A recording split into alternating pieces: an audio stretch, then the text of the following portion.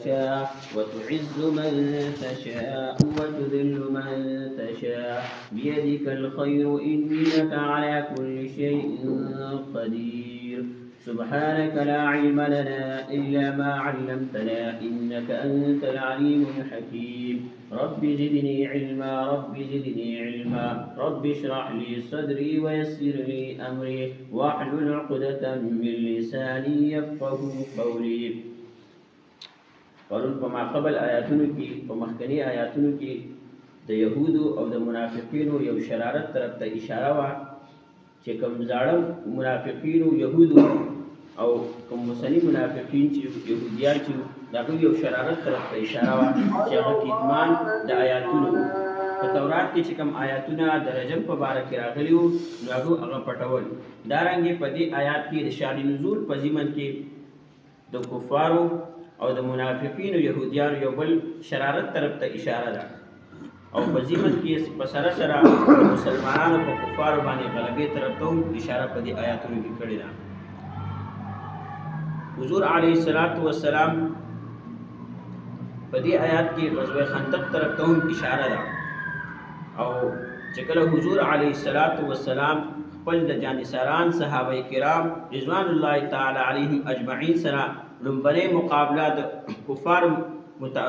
متعلق وکړه په بدر او د احد مقابله چې کله وشوه نو الله تبارک وتعالی مسلمانانو ته عزت ورکو اسلام اوچت کو کفر نیز نابود کو د کفار مکه او د منافقینو د یهودیانو چې څومره جد و جهد کوششونه وو نو الله تبارک وتعالی هغه ټول ول ناکامه کړو مسلمانانو ته الله تبارک وتعالی عزت ورکو دی اوچت کړو نو د دې دا خبره نه برداشت کېده چې مسلمانان دې په دې دنیا کې اوچت وي دیو دې چې د اسلام دې په دنیا کې خور شي نو دوی خپل یو میټینګ وکړو خپل یو جرګه وکړه مشوره وکړه د مسلمانانو خلاف دوی یو محاذ تیار کړ یو جنگ دوی جوړ کړو چې موږ په مدینه منوره باندې به حمله کوو دا ټول منافقین د عرب چې کوم او کوم مشرکین او څومره چې تمام غیر مسلم کفارو د نور ملکونو سره مراجمه شو دي په چینه مدینه باندې د لښکر کولو دی اراده وکړه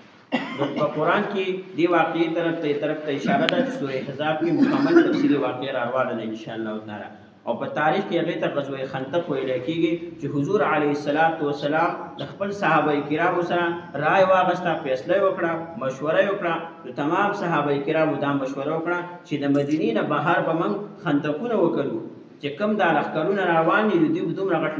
خندق وکړو چې دوی هغه تیر نه کړي په هغې باندې راپورې نه وځي نو امام بیهقي او ابو نعیم رحمه الله په خپل روایت سره دا واقعه ذکر کړې ده چې حضور علیه السلام د صحابه کرامو سره کله مشوره وکړه چې په دې جنګ په باره کې څه وکړو تمام کفار متحده شوي دي یو شوي دي دیو جرګه کړې ده متحده شوي دي نو موږ څه وکړو په دې په باره کې نو تمام صحابه کرامو رای ورکوله حضرت سلمان فارسی رضی الله تعالی عنہ دا رای فیصله وکړه چې موږ به د مدینې نه بهر چې کومه لار ده په هغې باندې به موږ د مقابل لپاره خندقونه وکړو نو کله چې کار حواله شو په دې باندې عمل وشو نو هر لس کسانو ته څلوېښت لاسونه یعنی تقریبا دومره لاس چې ځای حساب کړي نو دومره صحابه کرامو ته لس کسانو ته څلوېښت لاسه هر لس کسانو ته دا دومره ځای میلاو شو د دې کار شروع کړه خدایي شروع کړه پلکونه یې راواغسته کار شروع شو لیکن په منځ کې داسې یو بعض صحابه کرامو داسې یو غټ مخې له راغی یو غټ چټان د هغې مخې له چې هغه ماتولی نه شو چې څومره د هغې کوشش و هغه خپل کوشش وکړو لیکن هغوی په هغې کې ناکامه شو عاجز راغی دې په مشورې سره سلمان فارسی رضی الله تعالی عنہ د حضور علیه السلام پسې ولېږه حضور علیه السلام په خپله تشریف راوړ او یو چې خپل کې واغست یو کودال یې څنګه راوتلو نو د هغې نه چې دی نو یو ټوکړه ماته شوه د هغې ګټ نه او رڼا چې نه خوره شوه نو حضور علیه السلام وفرمایل چې په دې رڼا کې ما د چې دی نه ملک فارس د فارس چې کوم بادشاهانو کوم ملک چې د هغې هغه محلات یې ما ته وښولو چې دوم گزار حضور علیه السلام راوتلو د هغې نه یو بل ټوکړه ماته شوه او د هغې هم رڼا خوره شوه نو حضور علیه السلام وفرمایل چې په دې کې ماته د روم چې کوم محلات او سره چې نو کوم مڼۍ دي او کوم ټیلې دي بنګلې دي هغې ماته وښولې چې درېیم گزار حضور علیه السلام راوتلو نو هغه ګټ نور هم مات شو او بیا وی چې په دې کې د یمن چې کوم کارخانې دي کوم محلات دي بنګلې دي هغه ماته الله تبارک وتعالی په دې کې وښولو نو اوس جبرائیل امین علیه السلام تشریف راوړی ما ته یې وویل چې ستا د ملک ستا د قوم د امت دا کسان چې دي دا ملکونه به ټول فتح کوي. نو کله چې دا خبر د یهودیانو او د منافقینو په منځ کې خور شو، نو دوی چې دی ټوکې او مسخرې شروع کړې چې دې خلکو ته وګوره دوی دومره کمزوري چې د خپل دشمن نه یریږي او هغوی خندقونه کولاوي، خندقونه کوي او دوی به چې دی د ملک د روم او د چې دی د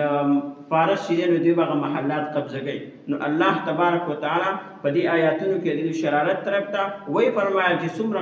بادشاهي چې ده هغه د هغې واکمن او اختیارمن الله تبارک وتعالی دی چې چاته وغواړي ذلت ورکړي، چې چاته وغواړي بادشاهي ورکړي او د چا نه یې واخلي.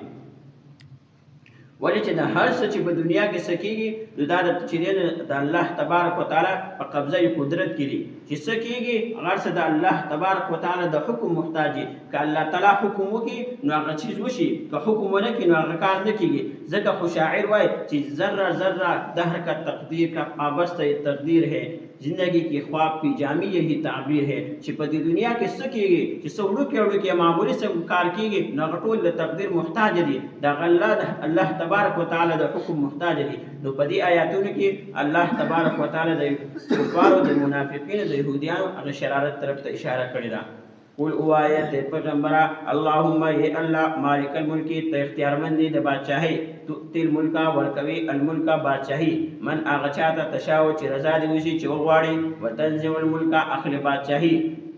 ممن دا هغه چا نه تشاء چې رضا دې وشي، وتعز عزت ورکوي من هغه چاته تشاء چې وغواړي، وتذل من تشاء ذلت ورکوي من هغه چاته تشاء چې وغواړي. څنګه چې بلال رضی الله تعالی عنه د حبشې نه راغی یو غلام، الله تبارک وتعالی ول دومره عزت ورکو چې هغه چې د مدینې منورې مؤذن جوړ کړو. ابو جهل چې د قریش خپل کسو د مکې خپل کسو الله تبارک وتعالی هغه ذلیل کو او خوار کو. بيدک الخير وستا پلاس کې ټول خیرونه، انک علی کل شیء قدیر، بشک ته په هر شي باندې قادر. وس مخکې نور د دلایل د قدرت د الله تبارک وتعالی د وحدانیت دلایل بیانېږي. تولج الليل ننباسي الليل ورځ په النهار په شپه کې، وتولج النهار ننباسي النهار ورځ په الليل په شپه کې. اوس موږ او تاسو سوچ وکړو نن سبا د جمعې غټ غټ شپې دي، نو د ورځې د حصې سره واخلي تقریبا عام طور باندې علما فرمایي، بعض مفسرین فرمایي چې 14 غنټې شپه شي. د ورځې د حصه راوالي دا په شپه کې نه باسي، او د شپې بعض اوقاتو کې د شپې د چې دی نو د حصه راوالي دا په ورځ کې نه باسي، په ورځ کې داخل کې نو دا ورځ غټه شي. اوس په دې ورځو کې د بجمې کې د شپې غټه شي دا ورځ وړه شي. د دې تار مدار چې دی د انوار او د سپوږمۍ سره دی.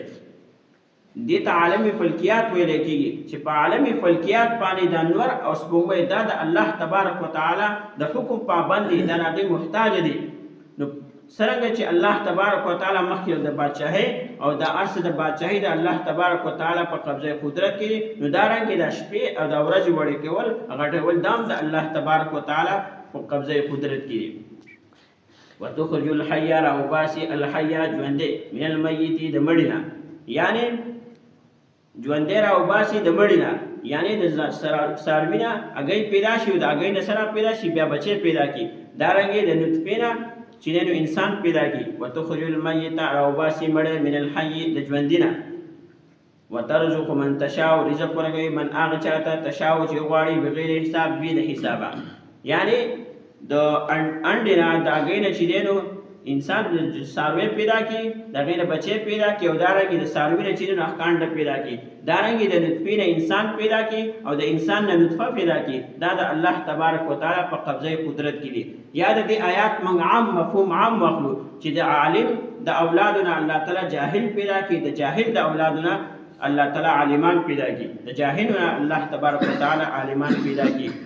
دا ټول د الله تبارک وتعالی په قبضه قدرت کې دي. وترزق من تشاء بغیر حساب، رزق ورکوي من هغه چاته چې وغواړي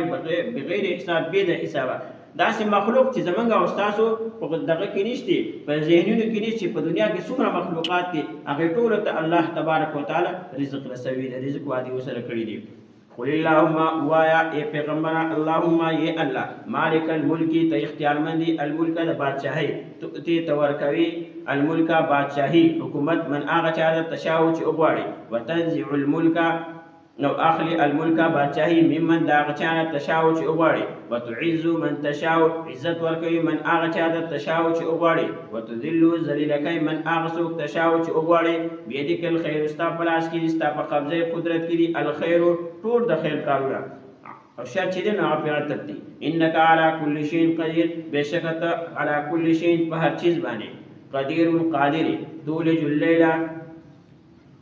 ننباسي الليل ورځ شپه په النهار په ورځ کې وتولج النهار وننباسي ورځ په الليل په شپه کې وتخرج الحي راوباسي الحي ژوندې من المیت د مړنا وتخرج الميت راوباسي الميت مړ من الحي د ژوندینا وترزق من تشاء رزق ورکوي ته من هغه چاته تشاء چې وغواړي بغیر حساب بي د حسابه قل اللهم وایې پیغمبر اللهم ی الله مالک الملک تواخ ته اختیار مند دی واکمن دی الملکا د بادشاہي تؤتی ورکوي ته بادشاہي الملکا چې چاته غواړي الملکا بادشاہي من هغه چاته تشاو چې غواړي وتنزع الملکا اخلي الملکا بادشاہي ممن دا هغه چاته تشاو چې غواړي وتعز من تشاو عزت ورکوي من هغه چاته تشاو چې تو غواړي وتذل ذلیل کوي من هغه څوک تشاو چې غواړي بيدک الخير ستا پلاس کې ستا په قبضه قدرت کې الخير خیر د خیر کارونه دي انك على كل شيء قدير بشک ته په چیز باندې قدیر قادر تولج الليل نلباس الليل شپه في النهار پورس کې وتولج النهار او نلباس ورځ في الليل پشپه کې وتخرج الحي پیدا کوي الحي ژوندې من الميت د مړینا وتخرج الميت او پیدا کوي مړ من الحي د ژوندینا وترزق ترزق ورکوي من تشاء من هغه چاته تشاء چې غواړي بغیر حساب به د حساب سبحانك لا علم لنا الا ما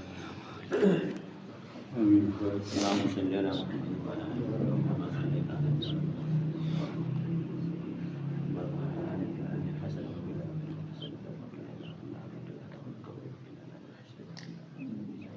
اللهم اني اسالك علما نافعا يا الله من حاضر من في سنة يا الله كل حاجتنا كل تمام مریضان شفای کامله عاجله دائما مستعمل نصیب کیا یا اللہ مقتضى قرآن سے فهم سمجھ نصیب کیا اللہ قرآن سے میرا محبت پیدا کیا اللہ سورہ حقوق کیا اللہ نے غیدائی کی توفیق کیا اللہ سورہ مشران وران براغان دی دنیا نے تلی رشتہ داران تلی یا اللہ طول وقت یا اللہ یا اللہ مجھ کنجا تلاوتو کا یا اللہ دی سواب حضور علیہ السلام نوایت ننتا کوئی جی سورہ مسلمان تلی دی اللہ تمام صحابہ کرام طول تلی اللہ مسلمان طول تلی سواب نوال شکر